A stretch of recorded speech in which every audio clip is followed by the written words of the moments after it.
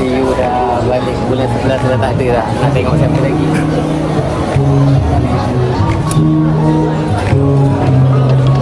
First date kita betul-betul. Biasa ayam beri kerja je. Kita first kenal pun Isnin. Betul tak? I first time jumpa you.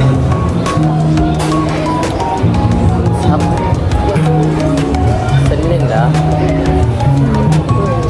Sabtu yang I ambil you. Lepas tu kita kenapa tak keluar?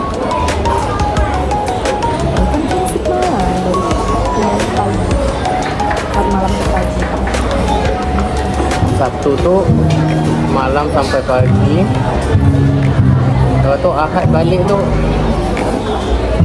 Lepas tu nanti besok ni Isnin ni nanti kerja si pagi.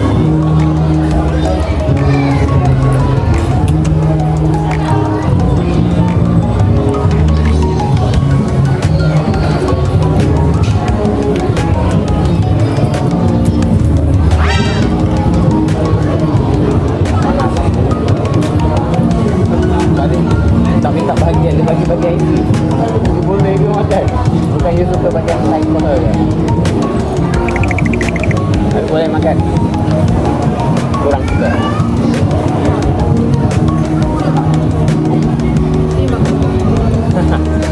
Ni pun banyak ni. Takut tak habis.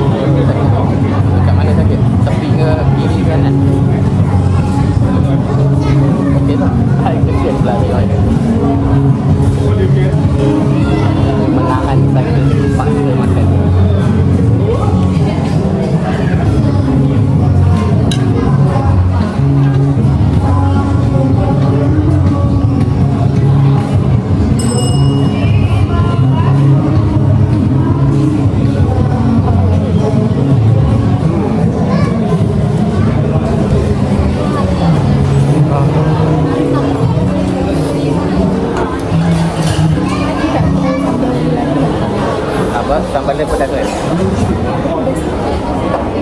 Tak. Itu pun saya dah leaking sebab makan panas-panas. So ya, saya tak nak makan tambah pedas nanti dia berpeluh.